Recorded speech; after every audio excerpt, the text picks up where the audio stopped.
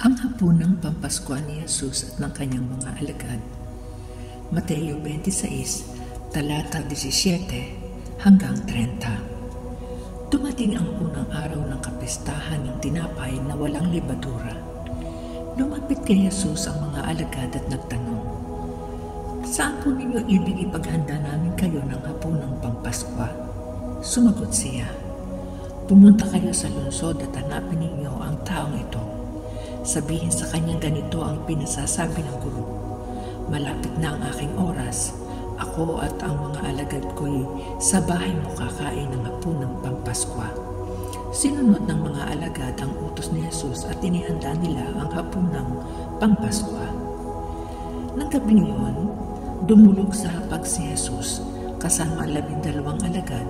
Samantalang sila'y kumakain, nangusap si Jesus, "Sinasabi ko, isa sa inyo ang magkakagulo sa akin." Nalumo ang mga alagad at isa't isa'y nagtanong sa kanya, "Ako po ba, Panginoon?" Sumagot siya, "Ang kasabay kong sumausaw sa mangkok ang siyang magkakanulo sa akin. Papanaw ang anak ng tao ayon sa nasusulat, ngunit sa aba ng magkakanulo sa kanya, mabuti pang hindi na pinanganak ang taong ito." Si Judas, ang magkakanulo sa kanya, ay nagtanong din, "Guro, ako po ba?" Sumagot si Jesus, "Ikaw na ang nagsabi." Ang banal na hapunan.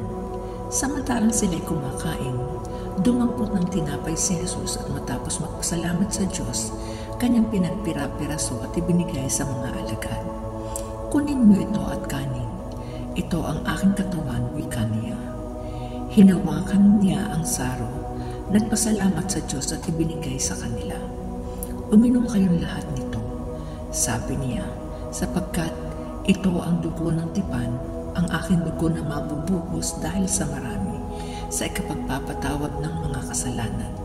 Sinasabi ko ito na hindi na ako iinom nitong alak na mula sa ubas hanggang sa araw na ang bagong alak ay inumin kong kasalo kayo sa kaharian ng aking Ama."